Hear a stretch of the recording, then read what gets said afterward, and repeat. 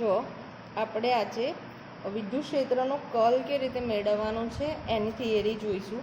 જો કે તમારી બુકમાં આ થિયરી છે ને આવી આપી છે, અલગ આપી છે, આવી છે. જો વિદ્યુત ક્ષેત્રનો કર્લ એ અહીંથી ચાલુ થઈ અને આટલે તો પતી જાય છે.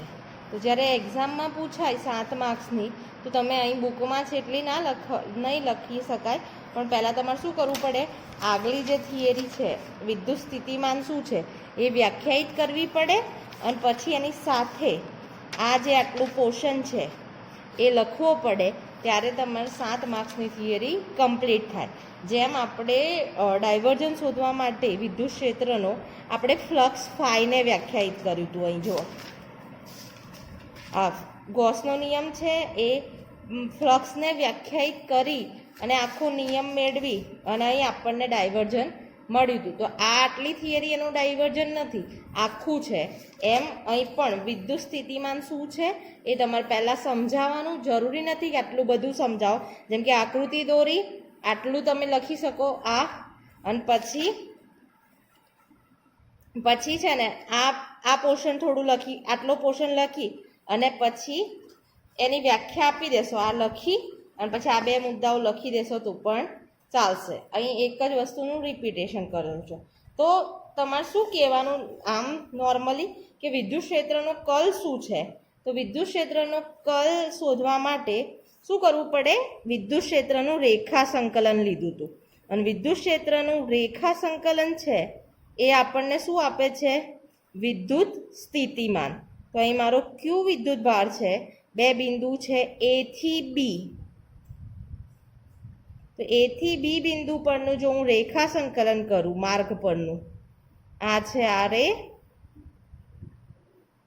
આનું સ્થાન સદિશ છે આર બી. તો હું વિદ્યુત આ ક્યુના કારણે ઉત્પન્ન થતું વિદ્યુત ક્ષેત્ર ઈ છે એનું રેખા સંકલન એટલે એ થી બી, અહીં થઈ જશે રેખા સંકલન એટલે ડીએલ, બરાબર. આ પણ સદિશ અને એમનો ગુણાકાર અદિશ થાય. એ કેટલું થાય? તો એ થાય છે આપણે શોધી કાઢ્યું વિદ્યુત સ્થિતિમાનના તફાવત જેટલું, એટલે કેટલું? 4πε0 અને અહીં આવે ક્યુ અપોન આર આવે, ખાલી આર એ માઇનસ આર બી, આવું થાય, બરાબર. અથવા તો આને આવું પણ લખી શકાય, 4πε0 ક્યુ કોમન લઈ લઈએ તો 1/RA માઇનસ 1/RB જેટલું આપણને વિદ્યુત સ્થિતિમાન મળે છે. તો ભાઈ આ તો આપણે જોયું. આ શું દર્શાવે? તો અહીં શરૂઆત કેવી રીતે કરવાની વિદ્યુત ક્ષેત્રના કર્લની? તો આકૃતિમાં દર્શાવ્યા પ્રમાણે ઉગમ બિંદુ પર ક્યુ વિદ્યુત ભાર મૂકેલો છે, તો અને ઓની સાપેક્ષે એ બિંદુનો સ્થાન સદિશ આર એ છે અને બીનો સ્થાન સદિશ આર બી છે. તો આપેલા વિદ્યુત ભાર ક્યુના કારણે એ થી બી તરફ જવા માટે કરવું પડતું કાર્ય, એને જ આપણે રેખા સંકલન કહીએ છીએ. એ ટુ બી ઈ ડીએલ એ કેટલું હોય? 4πε0. અહીં એ પહેલાં છે એટલે અહીં -1/RA આવે અને પછી -R/B આવે. એ જ રીતે જો મારે બંધ ગાળાનું સંકલન લેવું હોય, એટલે કે એ થી બી તરફ જવું અને હવે હું બી થી એ તરફ જવું આમ પાછી, તો મારે એનું રેખા સંકલન શું આવશે? તો બી નીચે આવશે ને એ ઉપર આવશે. આ સમીકરણ 1 છે. સમીકરણ 2, બી થી એ તરફના માર્ગ પરનું રેખા સંકલન એ કેટલું થશે?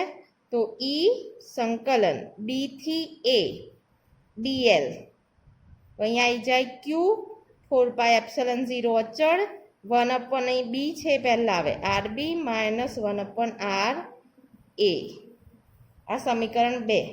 હવે મારે કુલ કાર્ય ગણવું હોય કે એ થી બી તરફ જવા માટે લાગતું કાર્ય પ્લસ બી થી એ તરફ જવા માટે લાગતું કાર્ય, તો મારે શું કરવું પડે? સમીકરણ 1 અને 2નો સરવાળો કરવો પડે.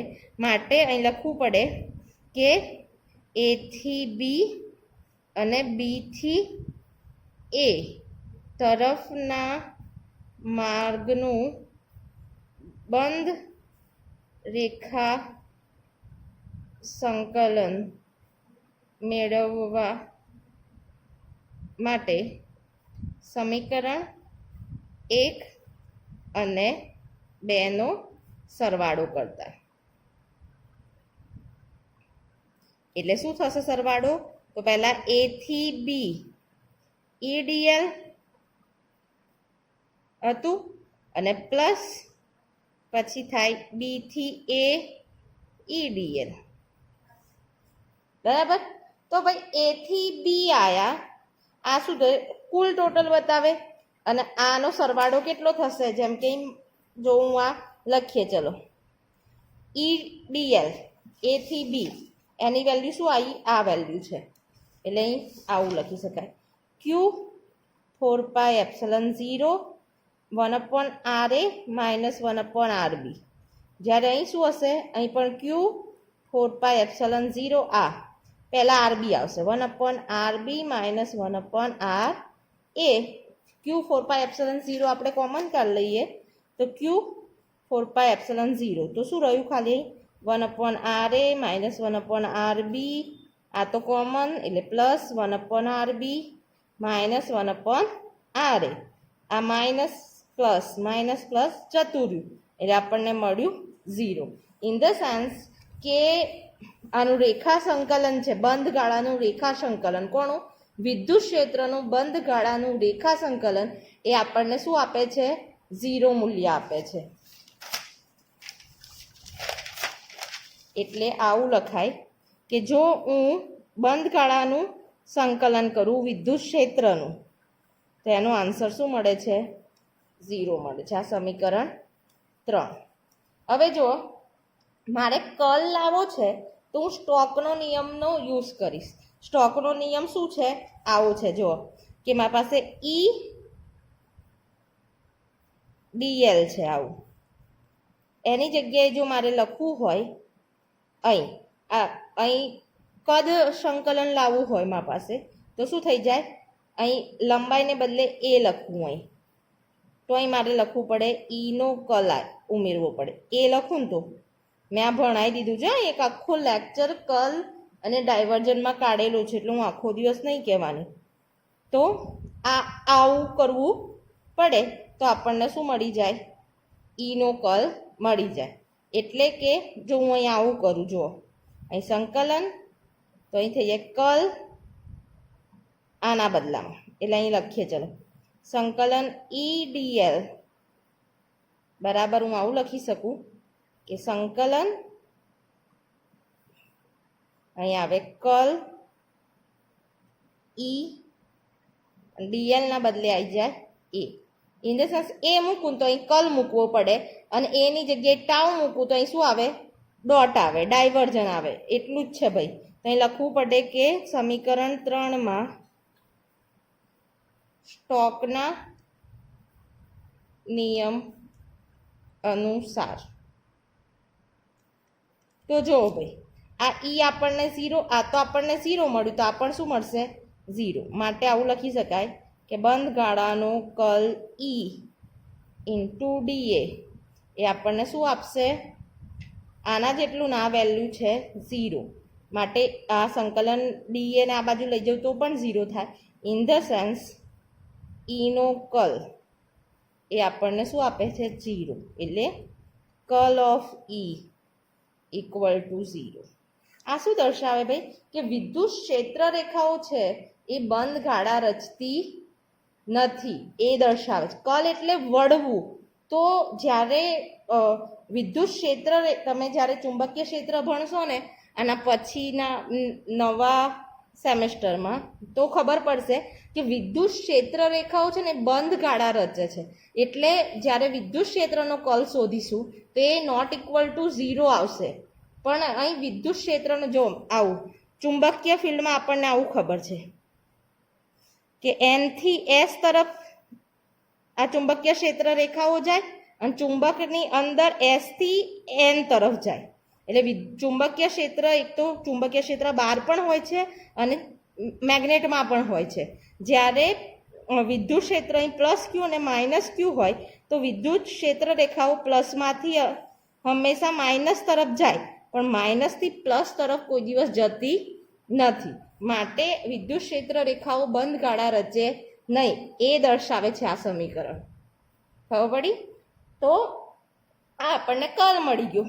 એ જ રીતે આપણે ગોસના નિયમમાં શું શોધ્યું હતું કે ડાયવર્જન ઈ કેટલો હતો? એ હતો રો અપન એપ્સલન 0 જેટલો. બરાબર ને? તો આ બે વેલ્યુ આપણે શોધી એટલે આપણે સહેલાઈથી ઈને વધારે સારી રીતે સમજી શકીએ. હવે છે ને એક કલનશાસ્ત્રનો એક નિયમ છે કે જે પણ સદિશ રાશિ છે, જેમ કે વિદ્યુત ક્ષેત્ર છે, એનો કર્લ 0 મળે, એનો મતલબ એ જે રાશિ છે ને એને કોઈ અદિશ રાશિના ડાયવર્જન વડે વ્યાખ્યાયિત કરી શકાય. શું નિયમ છે ભાઈ? કે જો કોઈ રાશિ આ છે, જો કોઈ પણ સદિશ રાશિ છે એનો કર્લ 0 મળે, ઇન ધ સેન્સ આ જે રાશિ છે જેમ કે ઈ છે વિદ્યુત ક્ષેત્ર, એને કોઈ અદિશ રાશિ, એટલે કોઈ અદિશ રાશિ અહીં છે વિદ્યુત સ્થિતિમાન, એનું કારક સાથેના ગુણાકાર જેટલી, એટલે કે એને અદિશ રાશિના ડાયવર્જનથી એને વ્યાખ્યાયિત આપણે કરી શકીએ એવું કહે છે. એટલે આપણે અહીં વીને વ્યાખ્યાયિત કર્યો હતો. એટલે ખરેખર શું છે ભાઈ? અને માઇનસ ચિહ્ન કેમ છે તો આપણે કાલે ભણી ગયા. એટલે વિદ્યુત ક્ષેત્ર એ ખરેખર શું છે? તો વિદ્યુત ક્ષેત્ર એ વિદ્યુત સ્થિતિમાનના પ્રચલનનું મૂલ્ય છે. શું કહેવાય આને? તમે 12મામાં ખાલી સેન્ટેન્સ આવતું હતું, હવે આપણને સમજ પડી કે ખરેખર વિદ્યુત ક્ષેત્ર એ વિદ્યુત સ્થિતિમાનના પ્રચલનનું મૂલ્ય છે. હવે આ બધી માથાકૂટ કરવી કેમ પડી? વિદ્યુત ક્ષેત્ર છે ને સદિશ રાશિ છે ને આપણને ખબર છે કે સદિશનો ગુણાકાર, સરવાળો એ બધું બહુ જ બધું કોમ્પ્લિકેટેડ છે.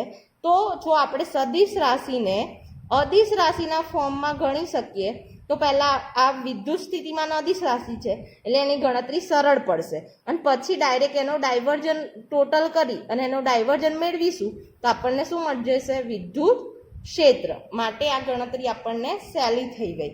એટલે અહીં સદિશ રાશિ વિદ્યુત ક્ષેત્ર છે, વિદ્યુત સ્થિતિમાન અદિશ છે, પણ આ કર્લ છે સદિશ, એટલે આપણું આ સૂત્રમાં કંઈ ચેન્જ થતો નથી. એટલે અત્યાર સુધી આપણે કેટલા ટર્મ ભણ્યા ભાઈ? નોર્મલ ટર્મ જોઈએ તો પહેલું તો બળ F બરાબર શું હતું? કે Q1 Q2 અપોન R², જે કુલમનો નિયમ છે. બરાબર?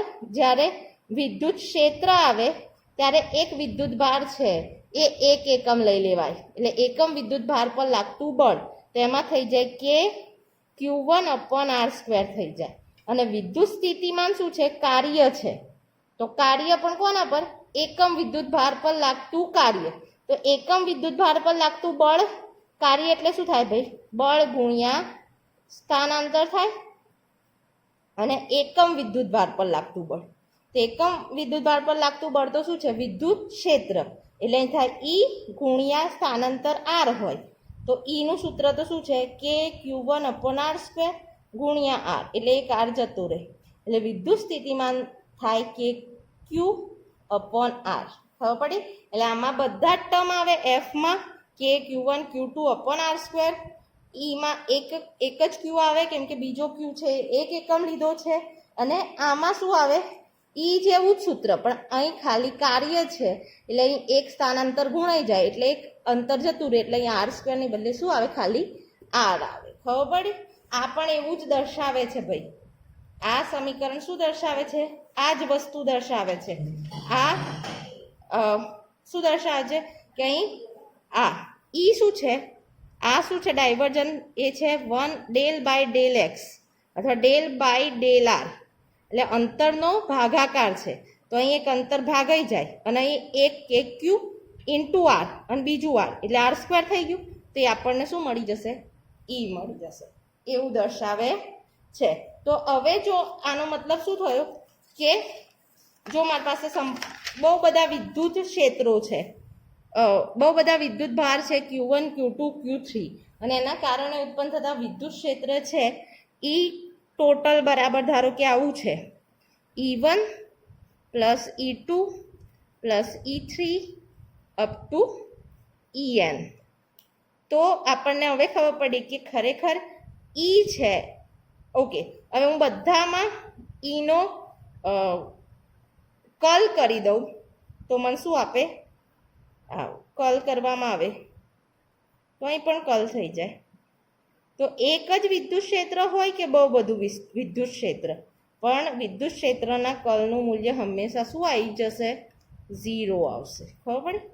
આ ટર્મ તો કલનું મૂલ્ય તો 0 જ થાય. તો આપણને આ થિયરીમાંથી બે વસ્તુ ખબર પડી. એક તો વિદ્યુત ક્ષેત્રનો કલ છે એ શું છે? 0. અને બીજું કે વિદ્યુત ક્ષેત્ર એ શું છે? તો વિદ્યુત સ્થિતિમાનનું પ્રાચલનનું મૂલ્ય, એટલે કે વીનું ડાયવર્જન કરીએ એ આપણને આપીને એનું નિશાની આ છે.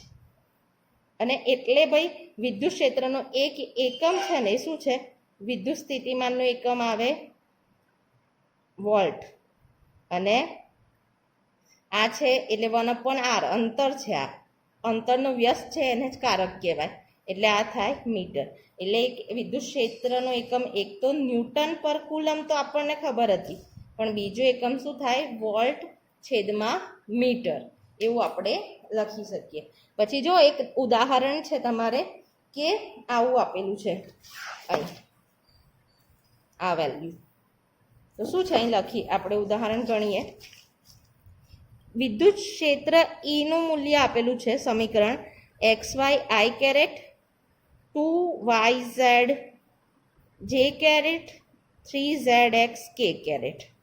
તો શું કરવાનું છે? એવું કે છે કે આ વિદ્યુત ક્ષેત્ર છે એ સ્થિર ક્ષેત્ર છે, સ્થિર વિદ્યુત ક્ષેત્ર છે કે નહીં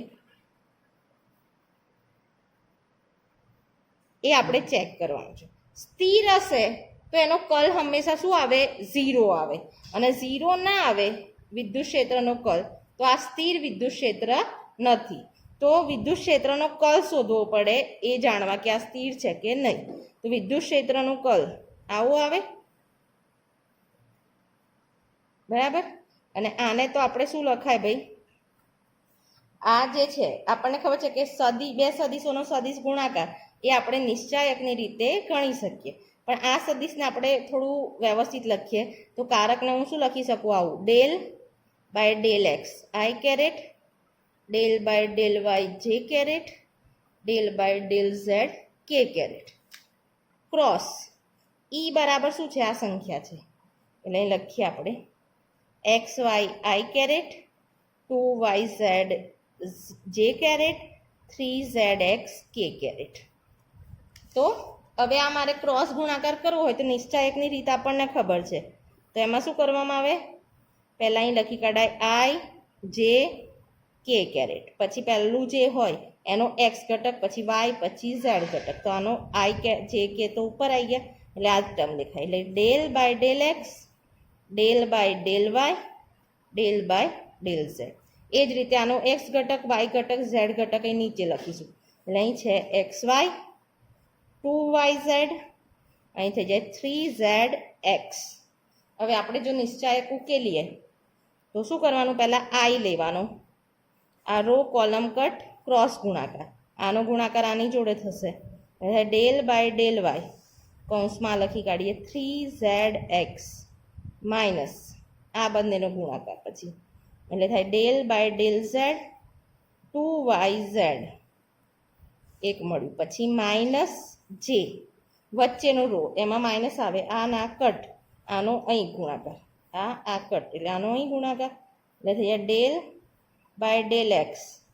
અહીં આપણું મળ્યું 3y 3zx માઇનસ આનો ગુણાકાર આને જોડે એટલે del del z x y plus k caret. અને આ જતું રહે આનું અહીં કરીએ તો ડેલ ડેલ એક્સ કૌંસમાં 2yz minus del del Y અહીં કૌંસમાં એક્સ વાય બરાબર. હવે આપણે છે ને આ કૌંસને ઉકેલી દઈએ તો શું મળશે? અહીં જુઓ, અહીં ઉકેલી તો અહીં થઈ જાય આઈ. હવે જો અહીં વાય સાથે વિકલન છે, પણ અહીં વાય તો છે નહીં, એટલે આ પદ કેવું થઈ ગયું? અચળ થઈ ગયું. અચળ પદનું વિકલન આપણને શું મળે? 0. એ જ રીતે અહીં ઝેડ છે, એટલે ઝેડ છે એટલે અહીં 2y અચળ છે, ઝેડનું વિકલન કેટલું થાય? ઝેડની સાપેક્ષે 1 થઈ જાય, કારણ કે અહીં ડેલ ઝેડ ઉડી જાય, એવું બી સમજી શકાય. તો અહીં 2y એકલું રહેશે અને ઝેડનું વિકલન 1 થઈ જશે, એટલે અહીં આવે 2y રહે. અહીં છે માઇનસ જે કેરેટ. અહીં જો એક્સ છે એવો એક્સ છે એટલે 0 ના થાય, તો એક્સનું વિકલન 1 થઈ જાય એટલે ખાલી રહે 3z. પણ અહીં જો ઝેડનું વિકલન છે, અહીં ઝેડ છે જ નહીં, એટલે આ અચળ પદ છે એનું વિકલન થઈ ગયું 0 પ્લસ કે કેરેટ. અહીં જુઓ એક્સની સાપેક્ષે વિકલન છે, પણ અહીં એક્સ છે નહીં એટલે આનું 0 માઇનસ અહીં વાય સાથે વિકલન છે, તો આ વાય 1 થઈ જાય અને ખાલી રહે એક્સ. તો અહીં શું આવ્યું? આને ગુણી કાઢીએ, આ તો 0 છે એટલે આને અહીં ગુણાય તો 2y કેરેટ માઇનસ જે અહીં 3z જે કેરેટ પ્લસ આ બી માઇનસ આવી જશે માઇનસ એક્સ કે કેરેટ. તો આ ટર્મ છે એ 0 નથી, માટે આપણે કહી શકીએ આપેલ વિદ્યુત ક્ષેત્ર એ સ્થિર વિદ્યુત ક્ષેત્ર નથી. બરાબર. તો સ્થિર વિદ્યુત ક્ષેત્ર માટે શું થવું જોઈએ? તો વિદ્યુત ક્ષેત્રનો કર્લનું મૂલ્ય એ 0 આવવું જોઈએ. એક નાની એવી વ્યાખ્યા છે ઉદાહરણમાં, એ જોઈ લો. જો અહીં લખેલી છે, શું કહે છે? સ્થિર વિદ્યુત ક્ષેત્ર માટે આપણે જોયું કે તેનું બંધ ગાળા પરનું રેખા સંકલન હંમેશા કેવું મળે? 0 મળે છે. જે ક્ષેત્રો આવું પરિણામ મળતું હોય તેવા ક્ષેત્રોને સંરક્ષી ક્ષેત્રો કહે છે. તો સંરક્ષી ક્ષેત્રો કોને કહેવાય એવું પૂછે તો જેનો કલ છે એનું મૂલ્ય 0 આવે એવા ક્ષેત્રોને સંરક્ષી ક્ષેત્રો કહેવાય. તો અહીં વિદ્યુત ક્ષેત્રના ટર્મમાં આ ઈનો કલ 0 છે, તો આપણે કહી શકીએ કે એ ક્ષેત્ર છે કેવું છે? એ છે સ્થિર ક્ષેત્ર. અને અહીં 0 in the sense A rotate કરતું નથી, એટલે એને ઈ રોટેશનલ ક્ષેત્ર પણ કહેવાય. બરાબર. અહીં મેં હમણાં ભણાવી દીધું એવું જ છે કે આપણે ઈ છે વિદ્યુત બહુ બધા વિદ્યુત ક્ષેત્રો હોય તો આપણે વિદ્યુત ક્ષેત્રમાં સંપાતીપણાનો નિયમ વાપરીએ છીએ કે ઈ બરાબર E1 plus E2 plus E3 up to En. પણ એ તો શું છે? વિદ્યુત સ્થિતિમાનના પ્રાચલનનું મૂલ્ય. એટલે આનું લખાય minus del v minus del V1 minus del V2 minus del Vn. હવે માઇનસ અને ડેલ આ બાજુથી નીકાળી દઈએ, એકબીજાને ઉડી જાય તો શું રહે? V બરાબર V1 V2 Vn. એટલે આપણે કહી શકીએ કે જેમ આપણે વિદ્યુત ક્ષેત્રનો, વિદ્યુત ભારનો, વિદ્યુત બળનો બધાનો સરવાળો કરીએ અથવા એમાં સંપાતીપણાનો નિયમ લાગે છે, એમ વિદ્યુત સ્થિતિમાન માટે પણ સંપાતીપણાનો નિયમ લાગે છે. હવે જો એક બીજું વસ્તુ છે, આ પોઇસનનું સમીકરણ મોસ્ટ આઈએમપી SQ છે. મોસ્ટલી SQ એક્ઝામમાં SQ પૂછાય છે. પોઇસનનું સમીકરણ લખો. તો અહીં તમારે એવું આપ્યું છે કે સ્થિર વિદ્યુતના કિસ્સામાં આ સમીકરણ તારવું, ડેલ સ્ક્વેર વી બરાબર માઇનસ રો ઓમેગા તારવું. તો જો એકદમ ઇઝી છે.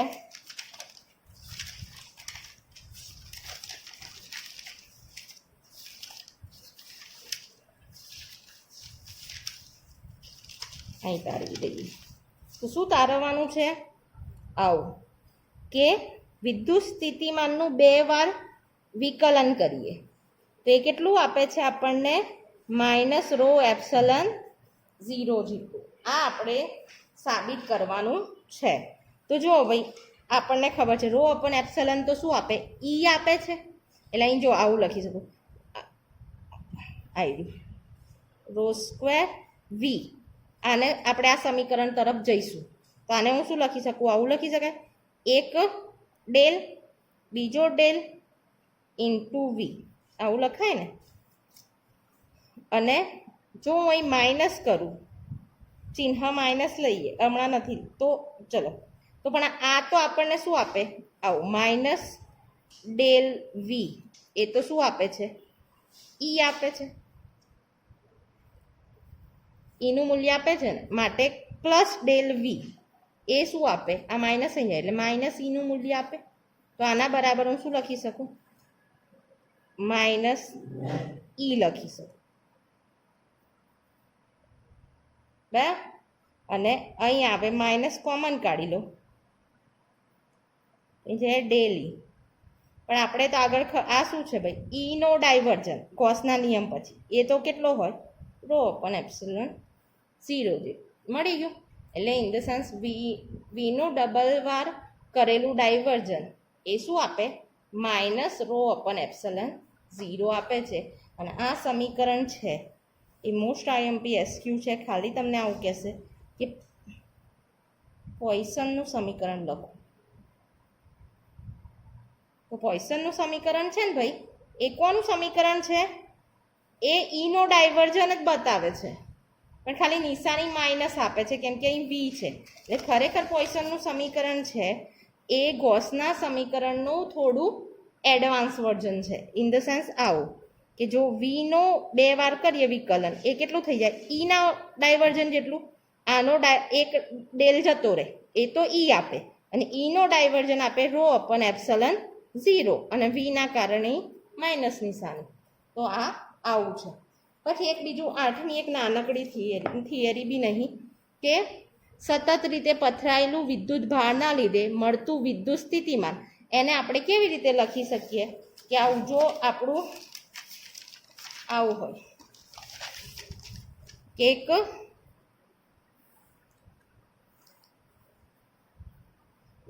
એક પદાર્થ છે એમાં વિદ્યુત ભાર સતત રીતે વિતરિત થયેલો છે, તો એમાં મળતું વિદ્યુત સ્થિતિમાન એ કેટલું હોય, તો વિદ્યુત સ્થિતિમાન વી બરાબર તો આપણને ખબર છે શું હોય, કે એટલે 4 એપ્સિલોન 0 કુલ વિદ્યુત ભાર અપોન આર, આવું લખી શકાય. ઇન ધ સેન્સ પણ અહીં કદ સતત રીતે વિદ્યુત ભાર પથરાયેલો હોય તો પહેલાં આપણે શું કહીએ, સૂક્ષ્મ કદખંડ લઈએ કે જેનો વિદ્યુત ભાર ડીક્યુ હોય અને એનું જે કદ હોય એ ડી ટાઉ હોય. માટે અહીં તો આનું જો સતત રીતે વિદ્યુત ભાર વિતરિત થયો હોય અને એની કદ ઘનતા રો હોય તો રોને શું લખી શકાય, ડીક્યુ બાય ડી ટાઉ. અને ડીક્યુ બરાબર તો હું શું લખી શકું, રો ઇન્ટુ ડી ટાઉ લખી શકું. તો અહીં પહેલાં આપણે શું કરીએ, અહીં એક સૂક્ષ્મ કદખંડ લઈએ, એનું વિદ્યુત સ્થિતિમાન ડીવી હોય તો આ સૂત્ર બની જાય 1/4 એપ્સિલોન 0, અને ક્યુના બદલે બને ડીક્યુ અપોન આર થઈ જાય. અને 4 એપ્સિલોન 0 ડીક્યુ બરાબર તો હું શું લખી શકું, rho into d tau upon r. હવે જો મારે કુલ વિદ્યુત ક્ષેત્ર જોઈએ તો મારે શું કરવું પડે, કદ પરનું સંકલન કરવું પડે. તો એ મને શું આપે, કુલ વિદ્યુત ભાર, કુલ વિદ્યુત સ્થિતિમાન. તો આ થઈ જાય 4 એપ્સિલોન 0 કોમન, તો એ રહે ખાલી રો ડી ટાઉ આર. કંઈ ફરક નથી ભાઈ, પહેલાં જેમ આપણે વિદ્યુત ક્ષેત્રમાં ક્યુ બરાબર સંકલન રો ડી ટાઉ લેતા હતા એવું જ અહીં આમાં પણ રો ડી ટાઉ વિદ્યુત ક્ષેત્ર હોય તો અહીં આર સ્ક્વેર આવે, ને વિદ્યુત સ્થિતિમાન હોય તો ખાલી આવે આર. આ થિયરીમાં કશું છે નહીં. બસ તો આટલું આજે રવા દઈએ, કાલે આપણે નવી થિયરી ચલાવીશું.